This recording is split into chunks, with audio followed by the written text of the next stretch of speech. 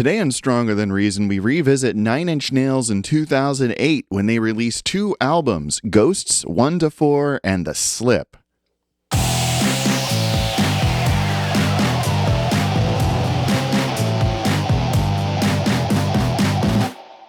Welcome to Stronger Than Reason. So, it's been a while, hasn't it?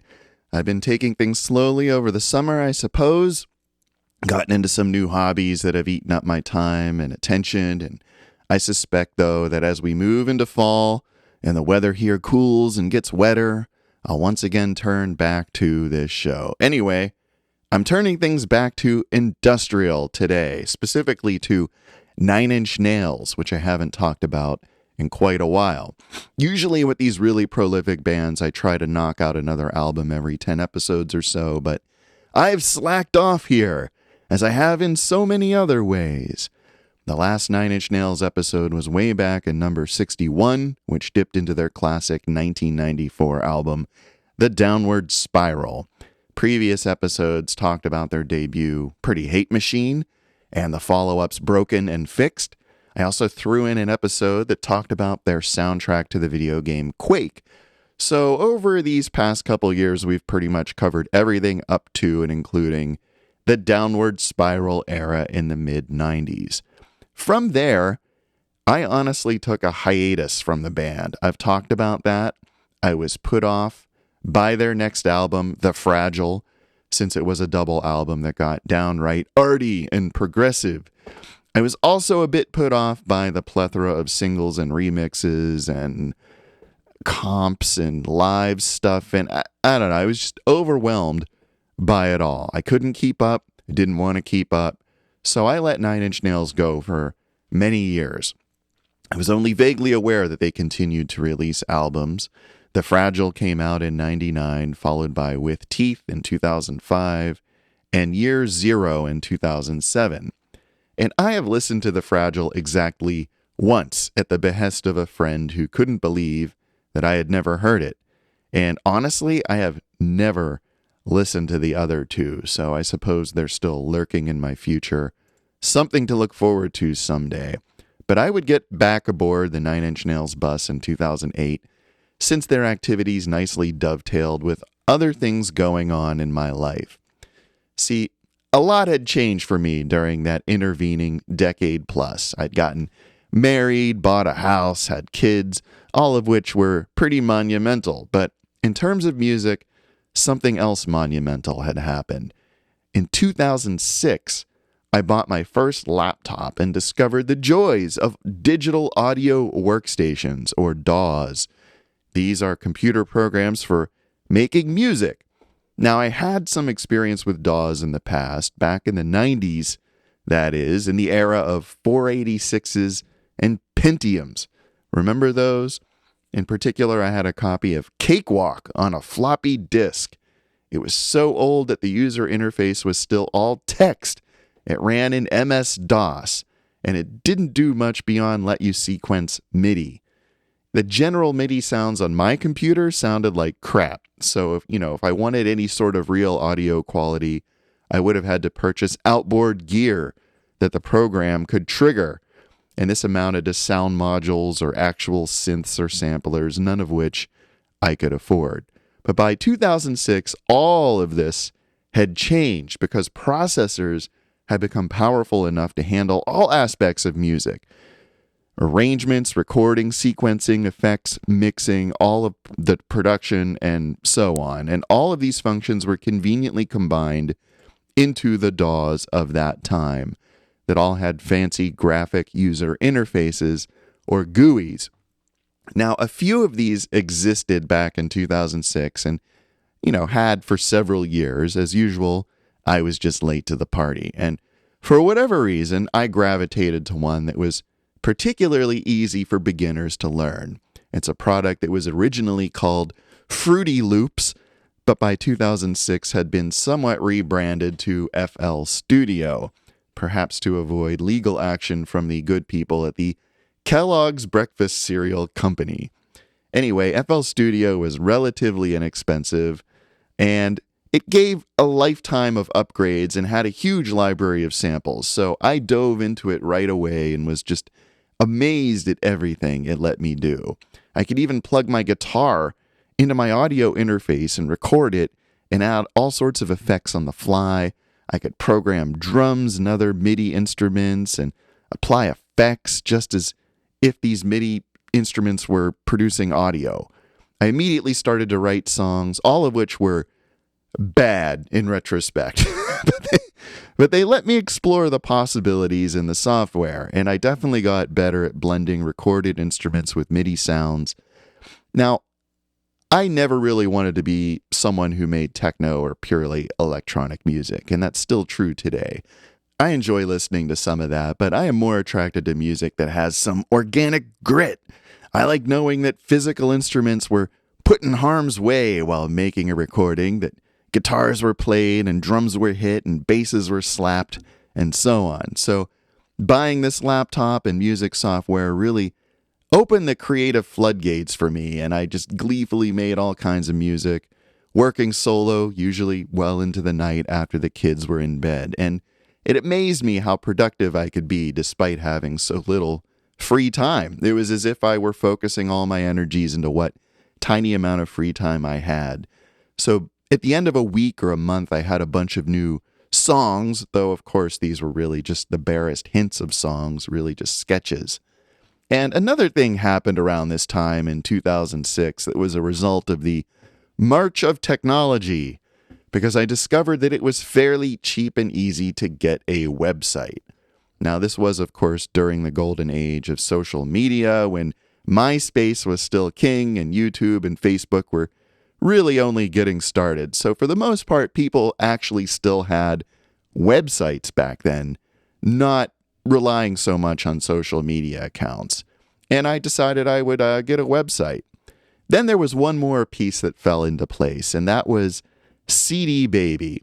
Now, for those who don't know, CD Baby was a one-stop CD marketing service. They would get your music listed in all the big electronic music markets at the time, like Amazon and iTunes and plenty of other song download services whose names I have long since forgotten. This was all before streaming, mind you, when people still purchased either CDs or individual MP3s. So pair up CD Baby with a CD replication service like Discmakers, and you'd be off and running. It was a grassroots music distribution network.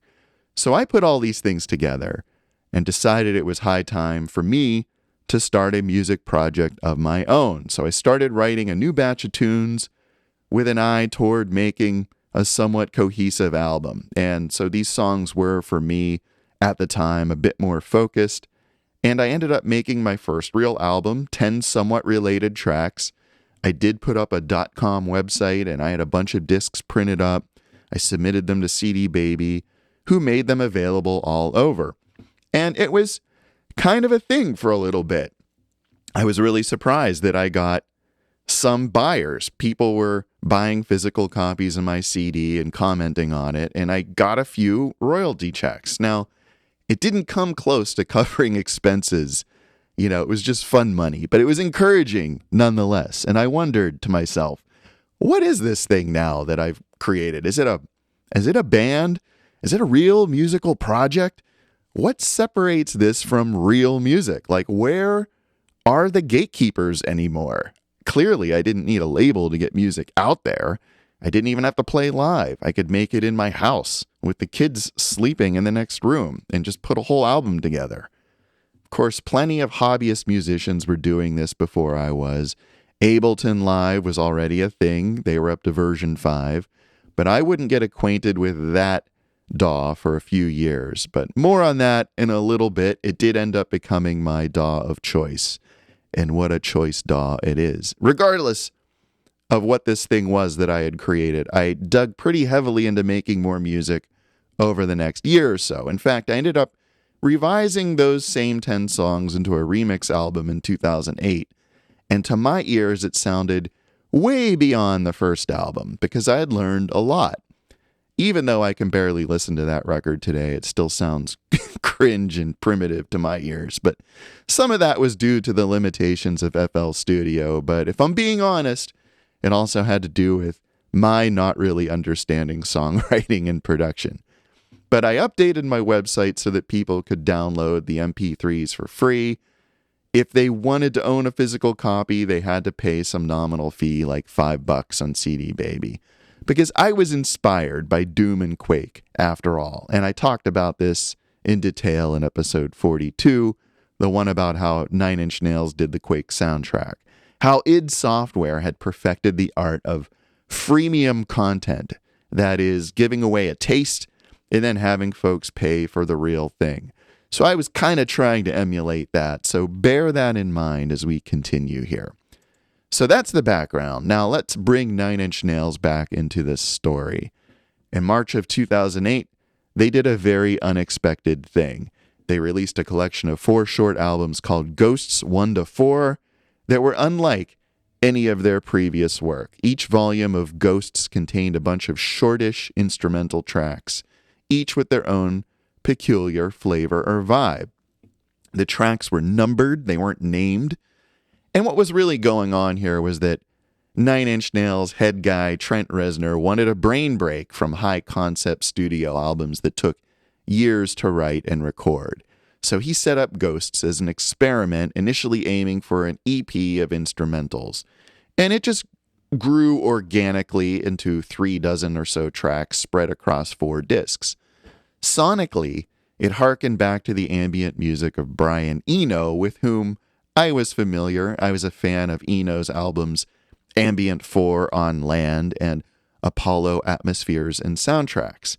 So to me, Ghosts sounded like soundtrack music, and I was instantly a fan. In fact, I think that might be what really pulled me back aboard the Nine Inch Nails bus, the fact that they had released these instrumental albums when they did.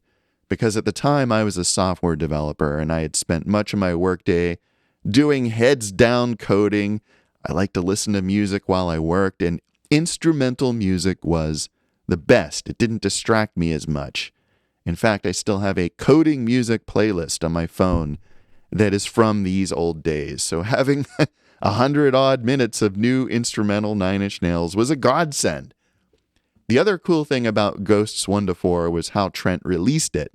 He was finally free and clear of Interscope Records, so he just released it on his own as the Null Corporation, just going around the labels entirely. Not unlike what I and thousands of other musicians were doing with CD Baby, just taking advantage of the internet. The information superhighway. A series of tubes. Wait, a series of tubes? What's more, Trent took the freemium model to the next level. He offered Ghosts in various formats at a wide variety of price points. This is something that's commonplace in the industry today, but was largely unheard of at the time. Usually each region or country would get one version of the release in CD, one as vinyl, and one on cassette. So what Trent did was he gave the first volume away for free as MP3s. Anyone could just download them from nin.com. You could buy all the Ghost volumes on MP3 for $5, and of course I did that. You could also buy all 4 on CD or vinyl, as usual. And then you had a few deluxe and ultra deluxe editions that included things like booklets, hardback books, giclée prints, 130-gram vinyl, a fabric slipcase, and a jar of Trent's urine. So clearly Trent had learned a thing or two from working with id Software and seeing how they marketed their products. Now, there was a definite artistic sensibility to Ghosts, as there was with prior NIN albums. Much attention was paid to presentation and packaging. For instance, my $5 MP3 copy came with a PDF chock full of photographs, which was assembled by Rob Sheridan, who is the band's longtime art director. Fun fact, Rob was Nine Inch Nails' first webmaster in 1999. So shortly after the album's release, Trent announced a film festival. Fans were invited to make their own short films featuring the Ghost tracks and upload them to the nascent YouTube. Of course, this music was a harbinger of Trent's eventual move into scoring feature films.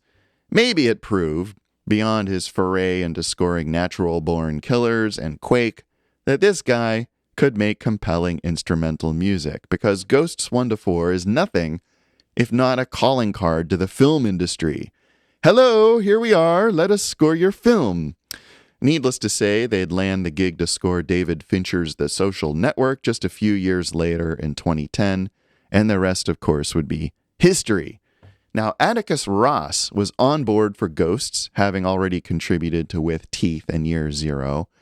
Turns out Atticus and Trent met in the late 90s. Atticus was in a band called 12 Rounds, which released their second album on Trent's Nothing Records. Trent produced their third album, but strangely, that never came out. As of 2016, Atticus is the only person other than Trent who is now or ever was an official member of Nine Inch Nails. I'm not going to do a track-by-track for Ghosts 1 to 4 because I'm not a psychopath, but I will say that the songs have a wide stylistic range. Some of them almost seem like complete typical Nine Inch Nails songs, albeit without proper lyrics, although some do have vocal samples of a sort, but they're really all instrumentals. Others have a decidedly different flavor and are more cinematic in nature. Another thing I like is that the band took an anything-goes approach to instrumentation, so you're just as likely to hear a dulcimer here as you are an electric guitar or big drums. And there are tons of hard-to-identify samples which provide plenty of interesting textures throughout. I especially liked how they embedded Rob Sheridan's photos into each of the tracks. So as I listened on my iPod, each track's particular artwork would come up. Obviously, the cover art for the album itself was pretty boring, but I think of it as being like a film screen. It's just sort of waiting for you to project your own mental images of what the album is all about. Now, something else happened around this time that greatly changed my musical life. I released my remix album and figured I would shamelessly plug it on Craigslist, as you do. I figured no one would pay any attention whatsoever. So imagine my surprise when I received a thoughtful message from another musician. He went on at length talking about my album and sharing an album of his own that he had recently completed, an album that honestly still ranks as one of my favorites ever, and I did talk about it a bit in episode 90. Anyway, it turns out we had quite a few musical influences in common, similar tastes in general. He was heavily into sound design and production and was listening to just tons of shoegaze and experimental rock. And we were also shocked to realize that we only lived a mile apart. So, of course, before I knew it, we'd started a new band, playing together here in the bunker several times a week. It all just happened very organically, without us talking it through or planning. He just brought over a ton of gear, set it up next to my gear, and we started making noise. And after a couple of these sessions, which were hugely fun and therapeutic, we twigged on the idea of just recording and releasing everything. And that's why, to this day, our website has over 100 plus hours of just weird electronic jams. Now, I talked about all this at length in the Jandek episode, which was number 64, which is, by the way, maybe my favorite episode that I've done here so far, because that episode is largely about something that I feel strongly about, and that is showing up every day and doing the work, not waiting for inspiration, just going for it, having creative discipline, and creating without worrying what other people will think about whether it's any good or not. I think that episode is maybe the purest distillation of what I've learned in my 5+ decades of being a creative type individual. But that's what we put into practice in this new band, playing 2 or 3 times a week, recording everything, and putting it out into the world. I still think those improv years were something special. I still do like to go back and play those recordings because they all have certain moods to them. And, after working that way for a while, we got good at it. We became good at what I like to think of as riding the wave. So someone would contribute a small idea, and you could use that as a jumping off point. And soon one idea would build on another, and you would just surf it.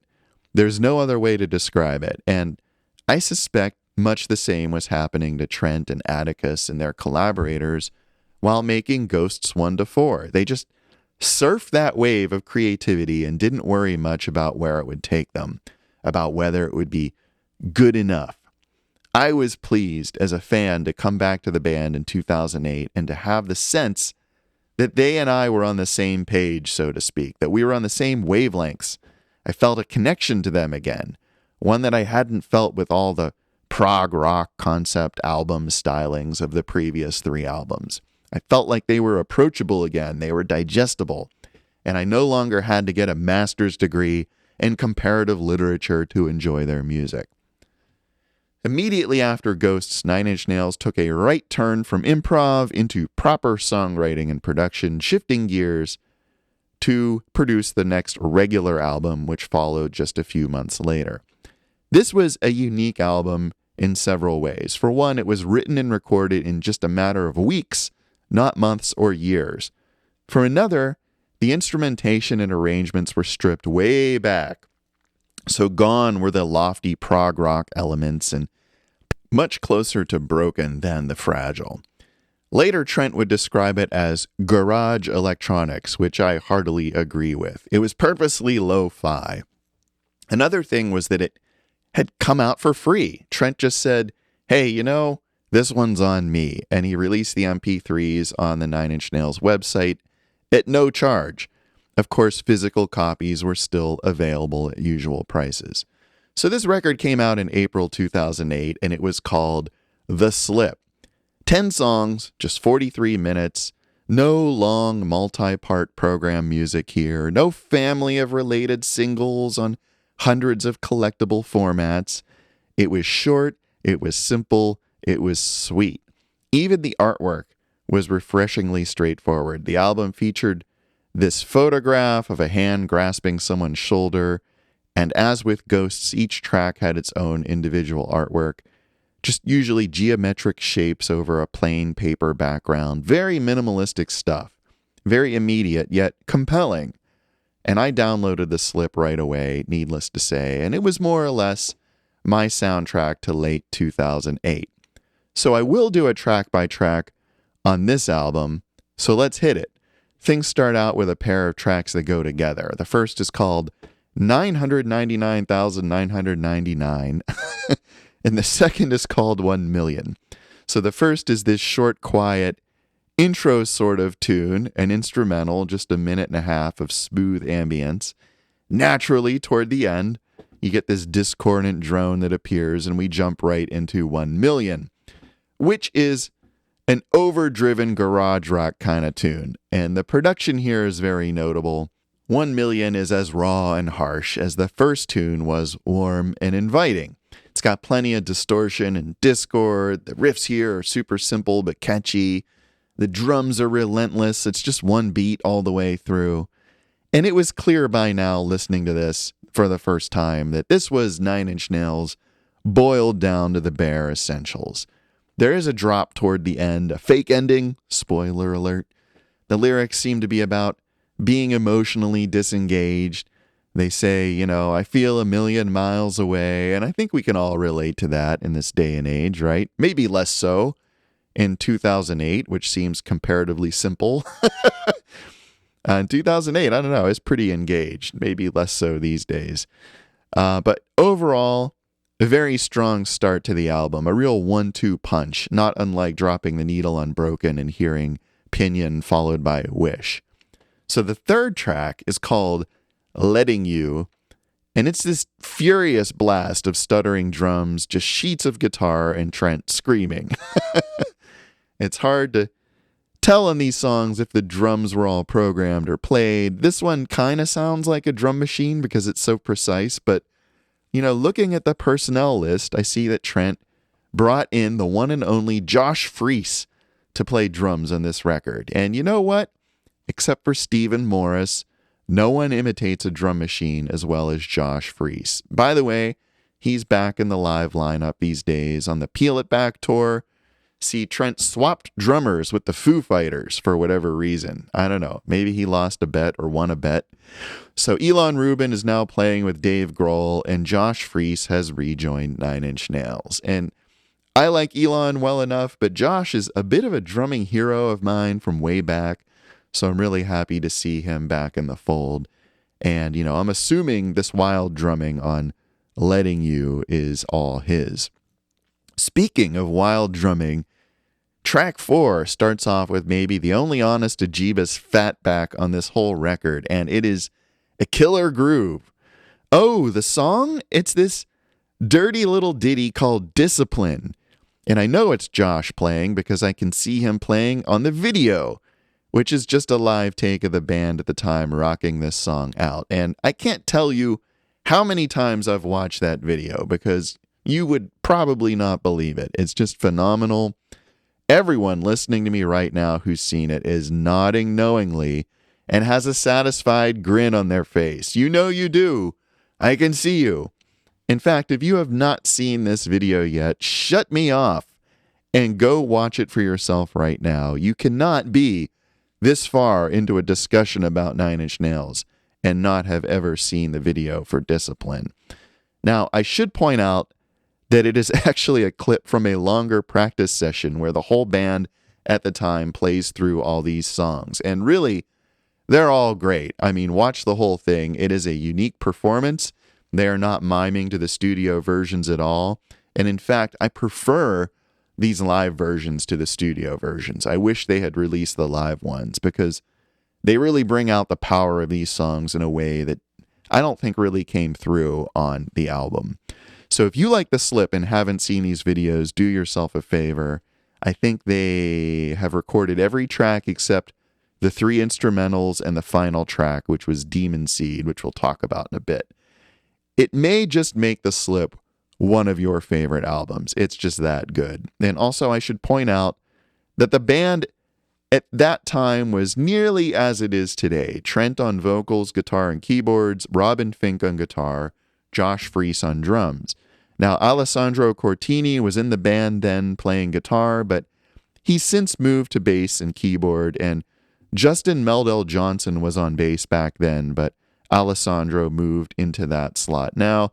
So, of course, we now have Atticus Ross on keyboards. So just a little bit of shifting around.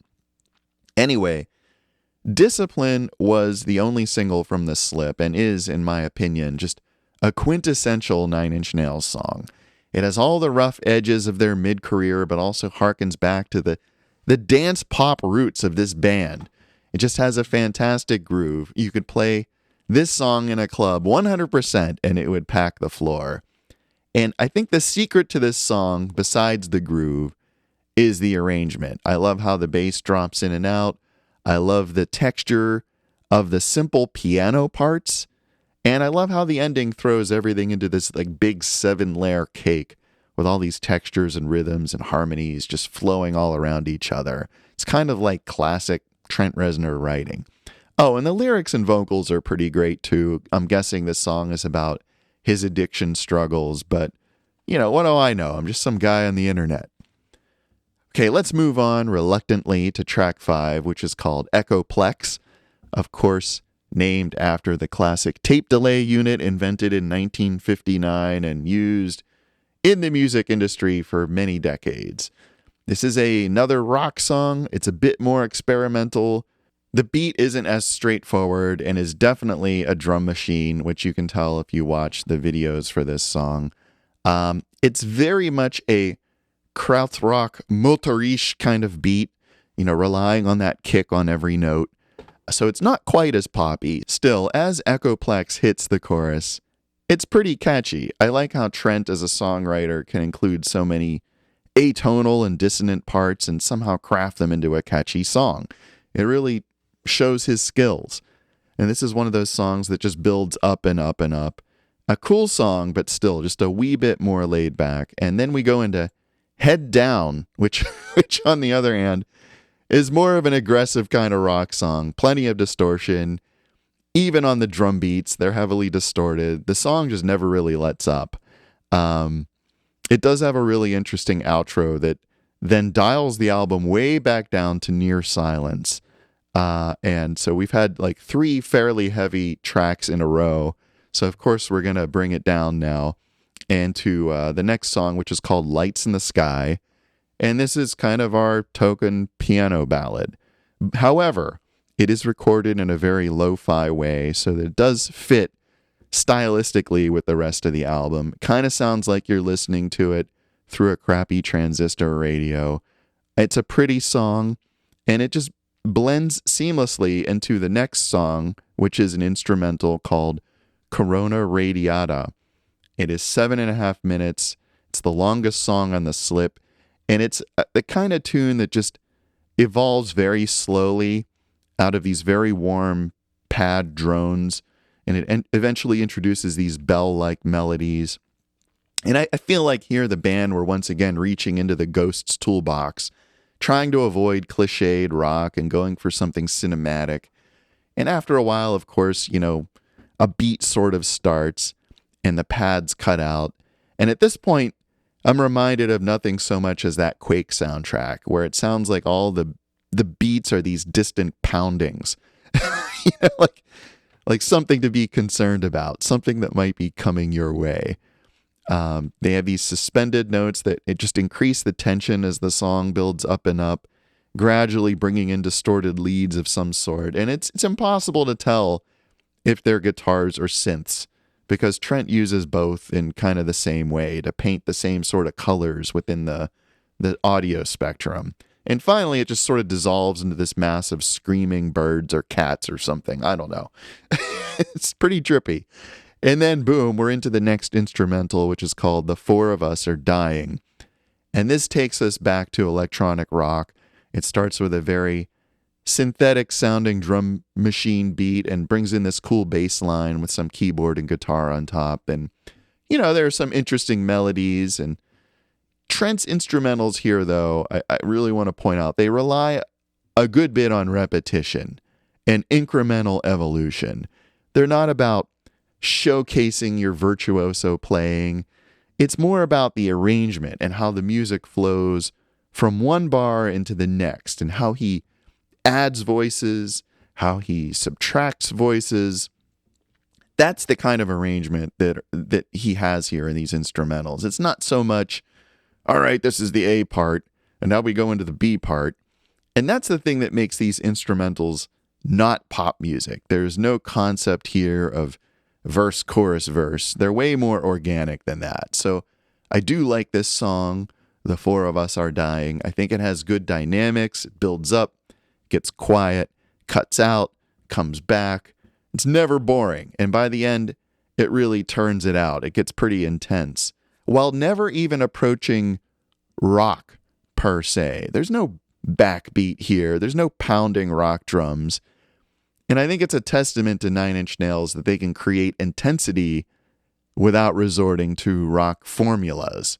That's really cool. It's one thing I really like about this band.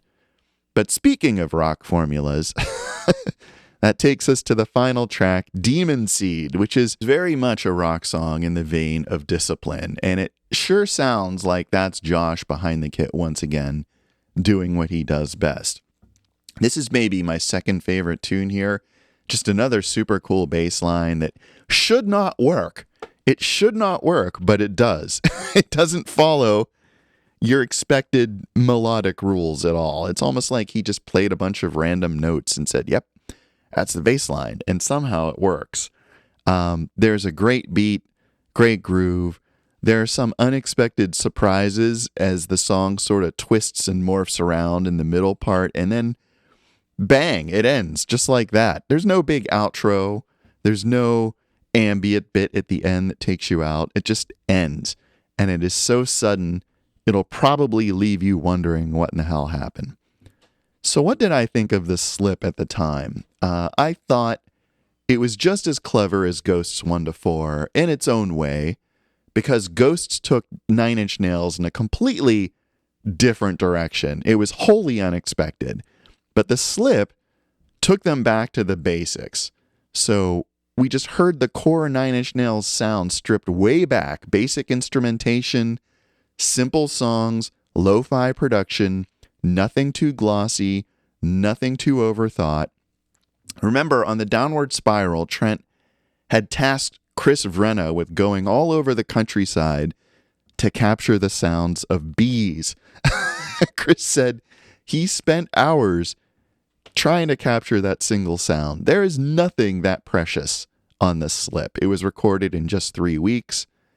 And, I can kind of understand how that works because for what it's worth, my band did something similar in 2022. We wrote and recorded an album in 2 weeks over Christmas break, and it's still one of my favorite things that we've ever done.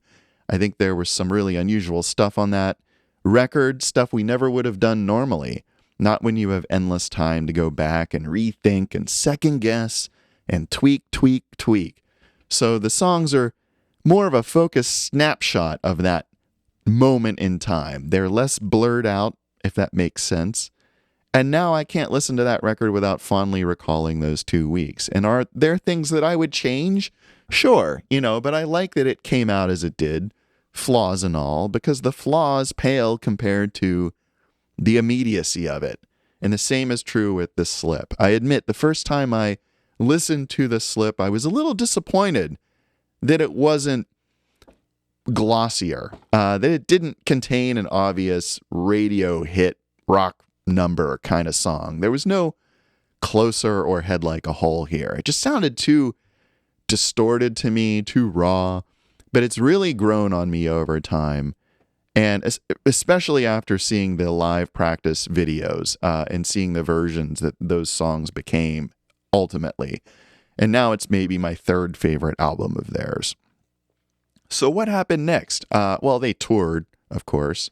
It was called the Lights in the Sky Tour, naturally. And it extended through October of 2008. They would continue on touring into 2009, co-headlining with Jane's Addiction on the so-called Ninja Tour, of course, followed by the Wave Goodbye Tour, which was billed as being Nine Inch Nails' last tour ever at the time. And indeed, Trent did shelf Nine Inch Nails at the end of that run, and it sat on that shelf for about 4 years until he would issue its comeback album, Hesitation Marks, in 2013, of which I have yet to speak. But it turned out the story of Ghosts was not finished either, because in 2020, just as COVID lockdowns kicked in, Trent blindsided us with 2 more Ghosts volumes. We had Ghosts 5 Together and Ghosts 6 Locusts, which were soundtracks to the hopes and fears, respectively, of that very, very strange time. So who knows, maybe more Ghosts volumes will come in the future. And of course, Nine Inch Nails is still going strong today. They're currently on tour in support of their 12th and latest album, the soundtrack to Tron Ares, which I hope will be a better film than Tron Legacy. So this album is a bit strange since it's the first time the band name was on a soundtrack. Normally the soundtracks are just billed to Trent and Atticus, but we'll see. I haven't listened to it at all other than hearing the first single, As Alive as You Need Me to Be, which I gotta say, I enjoyed a lot. So I'm sure I will eventually hear the whole thing in time. It just really takes me forever these days to absorb new music. It happens very, very slowly, but it does still happen. And there you have it, folks. 2, or is it 5? Albums from mid-noughties Nine Inch Nails, Ghosts 1 to 4, and The Slip. We were not worthy to receive such amazing gifts within such a short amount of time, but then these had to tide us over through 5 years of no new recordings, so it did work out in the end. You're listening to Stronger Than Reason, either on YouTube or on the podcast platform of your choice. The show where the inter-episode time period goes to infinity as the episode number approaches 100. Will we ever get to 100, folks? And if we do, what'll happen then? Well, I admit that I've been distracted here. I've gotten into these new hobbies that have seriously cut into my podcast time. But the good news is that the sun's going away and the temperature's dropping, and soon I'll have no choice but to put hobbies aside, huddle in here and work on more episodes for you. Gotta have something to do during winter, folks, Gotta stay out of trouble. But once it warms up again, forget it. It's trouble all the way, baby. As always, I thank you for listening, and until next time, stay strong.